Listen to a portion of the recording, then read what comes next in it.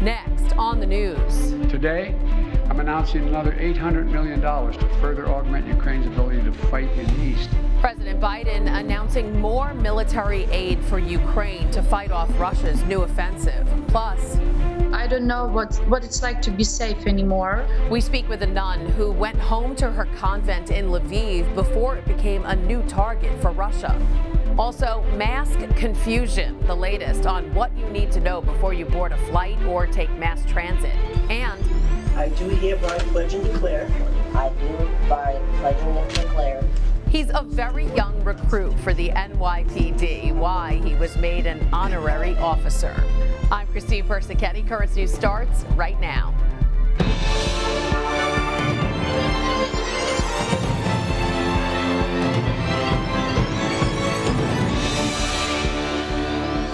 Pope Francis joining the United Nations in calling for an Easter ceasefire in Ukraine. The Holy Father wants the 4-day truce in the war-torn country for Orthodox Easter. All this as President Biden announced an additional $800 million in military assistance for Ukraine.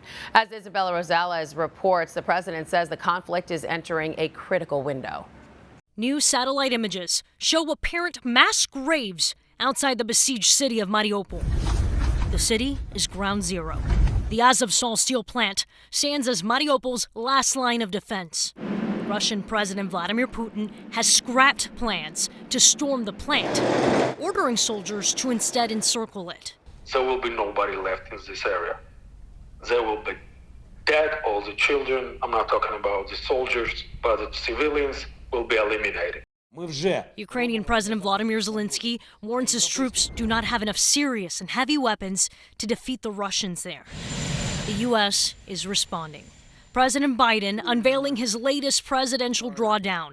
Any more money would need congressional approval. We're in a critical window now of time where they're going to set the stage for the next phase of this war. The Defense Department now set to pull weapons and equipment like howitzers, ammo, and drones from U.S. inventories to send to Ukraine. Putin has failed to achieve his grand ambitions on the battlefield.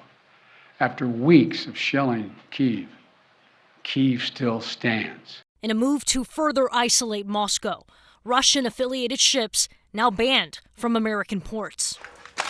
In Mariupol, the help can't come soon enough.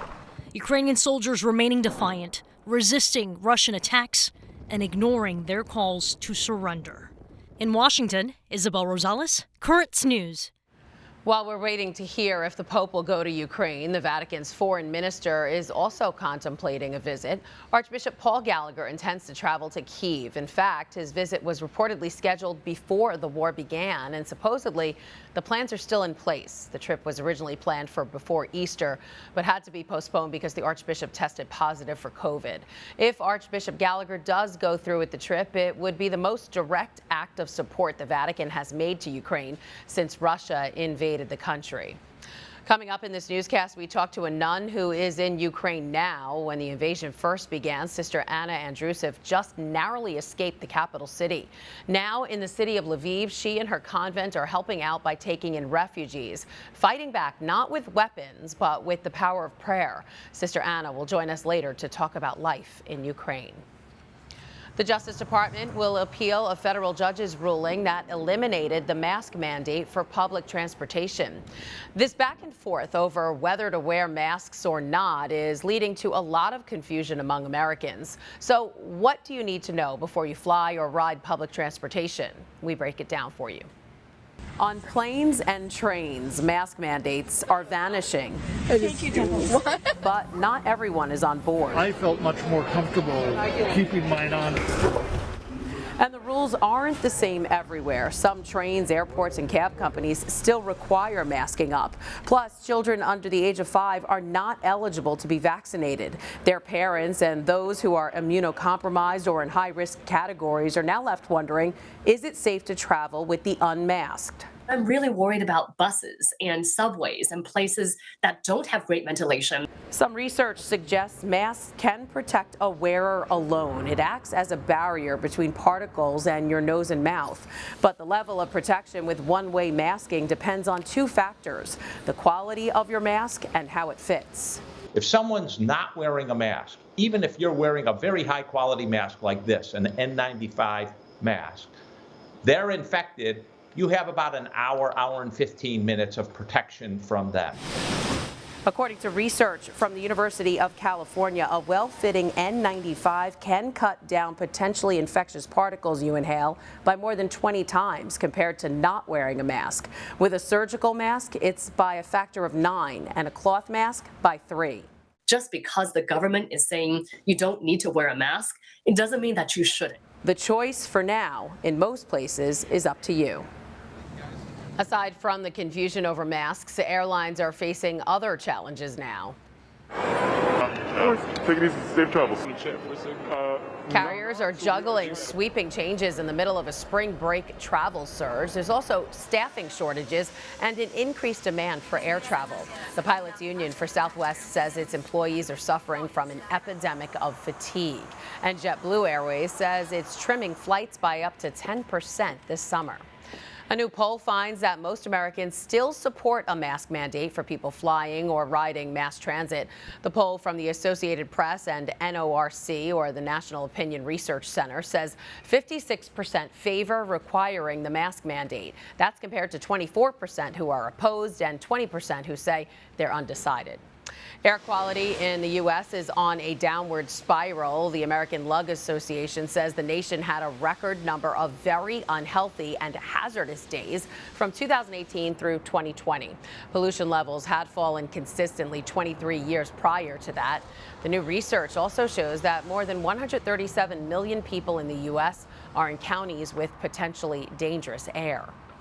Piles of trash bags lining the streets of New York City may soon be a thing of the past. At least that's what Mayor Eric Adams is hoping for with his new pilot program.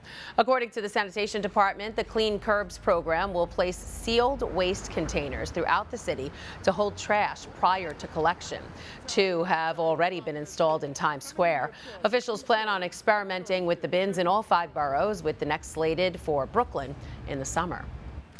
To the mental health crisis affecting kids and teens nationwide. U.S. Surgeon General Dr. Vivek Murthy addressing the troubling issue at an event in Illinois. I've had a lot of friends come to me telling me that they're struggling. High school students in Naperville sharing what they think the government and communities can do to better support youth who are struggling. In turn, Dr. Murthy acknowledged what peers can do to help each other. Items that you honed in on immediately. Thinking about the role of social media, about how it impacts your sense of worth and value, about some of the cultural forces that lead us to feel like we're not enough. These are at the heart of what we've got to address, and those insights are ones that not everyone has. According to survey results published last month by the CDC, more than 1/3 of high school students in the U.S. experience poor mental health at least most of the time during the pandemic. It also found more than 2 out of 5 students felt persistent sadness or hopelessness that interfered with some of their usual activities. Schools in the Diocese of Brooklyn are doing everything they can to make sure students are checking in on their mental health. Jessica Easthope spoke with teachers and counselors in Queens about the crisis and what they're doing to combat it. COVID-19 has generally spared the physical health of young people, but the pandemic has preyed on their mental health. Uncertainty, death, social isolation, parental angst, and all of this has majorly impacted children and adolescent mental health. Is it one of your more challenging days? Christina Samabomorito is the school psychologist at the Mary Lewis Academy. Over the last year, the number of students she counsels has gone up by 50%. She says teachers have taken on a new critical role in identifying students who need help and guiding them in how to control their anxiety. What students may need in the moment may not necessarily be part of the lesson plan. Students say the uncertainty of the pandemic has been the biggest hurdle. It was hard those months when we were majorly isolated and we weren't going anywhere, and it was hard to stay in contact with my friends. Lately, Gabriella Maldonado has been putting mental health first. Taking deep breaths. Sometimes I'll just get up, take a break from whatever I may be doing, and I'll go and splash some water on my face. It kind of reawakens me and brings me back to the task at hand. But what happens when depression and anxiety are so intense? Tips and tricks don't cut it. According to the American Journal of Pediatrics, suicidal ideations in people ages 11 to 21 went up during months when COVID-related stress was at a high. Teenage years, as we know, are stressful in and of themselves. To add this has been so detrimental to so many kids. Chris Doherty, the school social worker at Archbishop Malloy High School, sees nearly 40 students a week. But it's been tough to talk to them about important mental health issues like suicide. Tracking them down has become harder. Forgetting about the appointment, so I've had to remind them to set notifications and reminders. Simple things like laughing can relieve stress and anxiety. But students say it's most important to ask for help. When I just feel like scared or anxious or any sort of paranoia, just knowing that I have God and I can have faith and hope in Him, it really just keeps me grounded. Though physical distance is necessary, experts say now is the time for kids to stay socially connected. In Jamaica Estates, Jessica Easthope, Currents News. Catholic Charities DC is welcoming migrants to the nation's capital after a long and harrowing journey. The 8th bus of migrants that Texas Governor Greg Abbott sent to Washington arrived on Wednesday. The migrants volunteered to take the cross-country trip, but they can only make the journey after they've been processed and released by the Department of Homeland Security.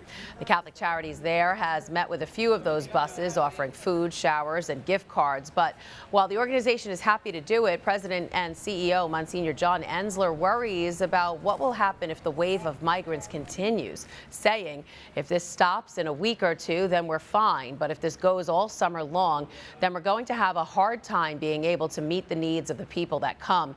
And I don't want to turn my back on anyone who comes. So we need to make sure we've got partners who say we're going to be a part of your efforts and make a difference. There's a lot more news headed your way. It was a narrow escape for one nun in Ukraine. Why she says it's her mission to stay. We're speaking to her next. And superiors general from around the globe are set to convene in Rome. Their thoughts on Russia's invasion. Plus, the deadline for the tablet's Great COVID Relief Fundraiser is right around the corner. How you can still participate.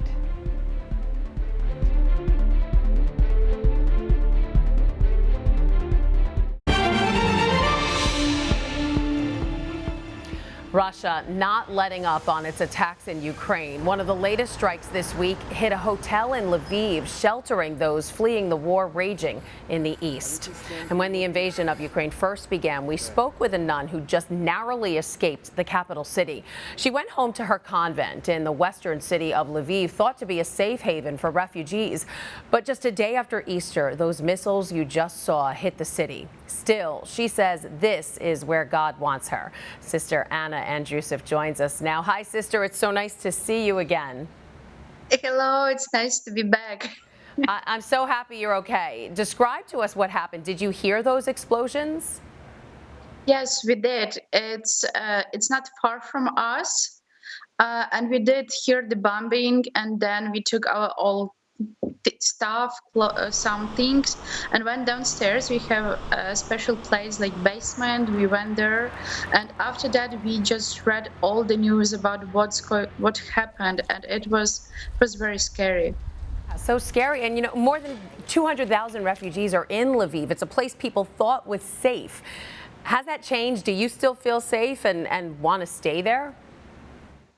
Well, from the first time from when the war began, I never felt safe in Ukraine. It's like I don't know what it's like to be safe anymore.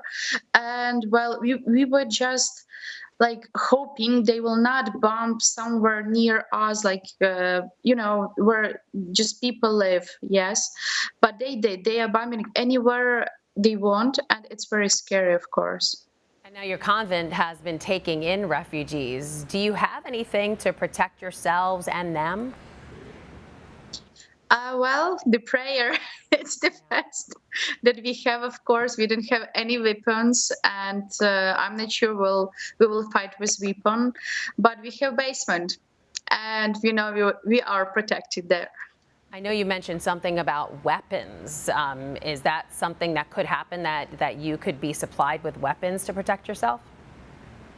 No, not really. But one day we were talking with other sisters, and they were like, so angry. And one sister said she will take a gun to shoot But when I thought about it, I understand I can't take a gun. The Jesus, he lived and he did everything with peace.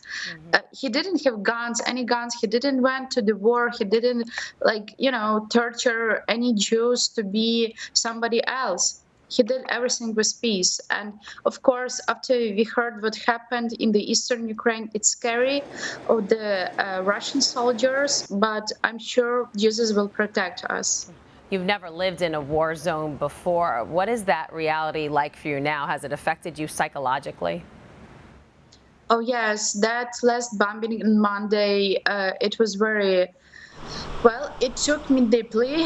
I just I couldn't go out that day outside my convent because I was so scary. I thought the bombing will come back, and what I thought at that moment, I don't know where they will fall. So that's why I just stay all day at monastery. I can't even imagine. So, sister, what's next? Do you feel like you can make plans for happy times again? Happy sounds very far, but yes, we do. We are planning our life. What I understand, you need to live. Life is continuing, and just live your life the way in this situation that you have. Everybody has some kind of situations, and we still live. And yeah, we're making plans. We want to have a camp with children, with some children, refugees, so I hope you will. Wow, you are amazing, and we are definitely praying for you. Sister Anna Andrusa from Lviv, thanks so much for joining us today. Thank you. Thank you. The war in Ukraine has been on the minds of many sisters and religious women around the world, and this year it's one of the central topics at the Plenary Assembly for the International Union of Superiors General.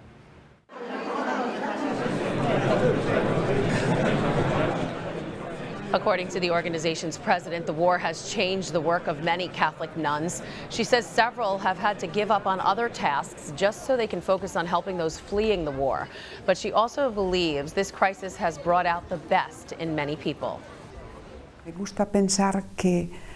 like to think that human generosity, the generosity of religious people, of believers, of people in general, is always something that creates life.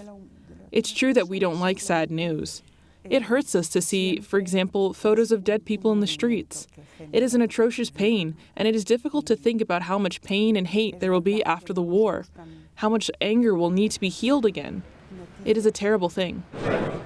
The assembly will conclude in the beginning of May with an in-person meeting in Rome. Pope Francis has repeated his apology to a group of Indigenous leaders in Canada. More than 50 members of the Manitoba Métis Federation of Canada came to the Vatican to meet with the Holy Father. Tears that were shed in there, the stories that were exchanged back and forth, His Holiness accepted them with such grace. And we were so touched when he asked and continued to ask for the forgiveness from us. Members of the Federation shared how decades of abuse committed in Catholic-run Indigenous residential schools throughout the country has scarred their lives and communities. The Pope has signaled that he hopes to travel to Canada as early as this summer, and the delegation asked him to visit their native lands in Manitoba. Cardinal Timothy Dolan of the Archdiocese of New York is reminding the faithful that Easter is not over. There are 50 days altogether in the Easter season. Because 9 days after the Ascension, we have Pentecost. Pentecost, when God the Father and God the Son unleashed the gift of the Holy Spirit upon his apostles and the Blessed Mother. Combining that with Lent means Catholics worldwide celebrate the Passion, Death, Resurrection, Ascension, and gift of the Holy Spirit for a total of 90 days. Attention all Catholic students in the Diocese of Brooklyn, you better hurry up. There's only one more week left for the tablet newspaper's Great COVID Relief Fundraiser. Students who sell the most subscriptions to the tablet will get money back for not only themselves, but also their schools. And that's not all. Every new reader you earn for the Brooklyn paper will get you that much closer to this year's grand prize of $3,000. But don't wait around. Students only have until April 29th to sell subscriptions. Monsignor David Casado says time is running out.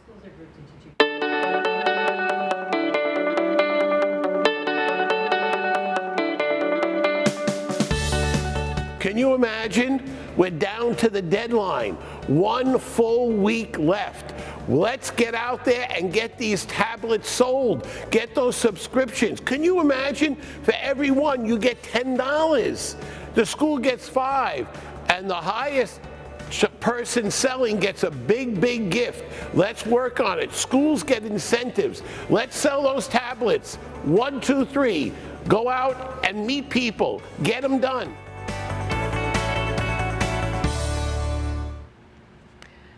And if you don't know a student selling subscriptions, don't worry, you can still participate. Just go to thetablet.org/COVID relief fundraiser. There, you can select the parish school of your choice. You can also extend your subscription if you're already a big fan of the tablet. Still to come on Currents News, a brave boy in blue going above and beyond why joining the NYPD was just one stop in his nationwide mission. Plus, this iconic piece of movie memorabilia isn't in Kansas anymore. What Catholic University has planned for Judy Garland's long-lost dress. Do you have a story idea or want to share a tip? Email us at newstips@desalesmedia.org or call our 24-hour number, 718-517-3122. We'll be right back.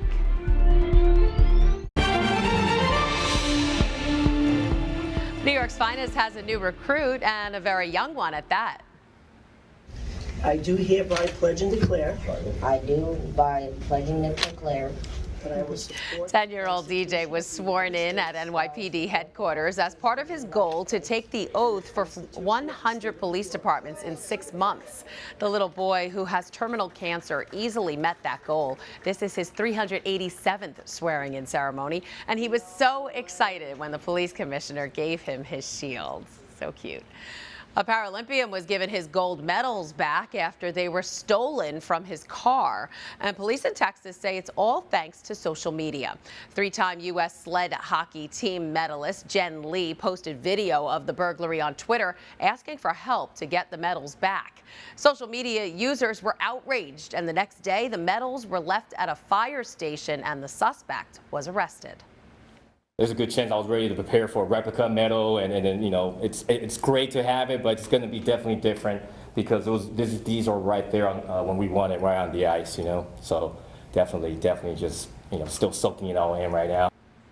Lee, who's also a veteran, says he's beyond thankful to have his medals back, especially since it's just in time for a White House visit with his teammates in May. Well, they didn't have social media in the 1930s, but they did have an iconic movie that's still having an impact today. Catholic University is getting ready to auction off Dorothy's dress from The Wizard of Oz. The dress that Judy Garland wore in the 1939 movie was actually given to the university's drama department as a gift back in 1973. Well, it was misplaced and rediscovered decades later by an employee who found it in a plastic bag that he thought was trash. And as soon as I opened it up, I saw that print, that gingham, blue and white gingham, and yelled to my coworker who was, you know, in the room with me, go get gloves. And it was clear as soon as we took it out what it was. That's a good thing he didn't throw it out. The dress is now valued at an estimated $800,000 to $1.2 million.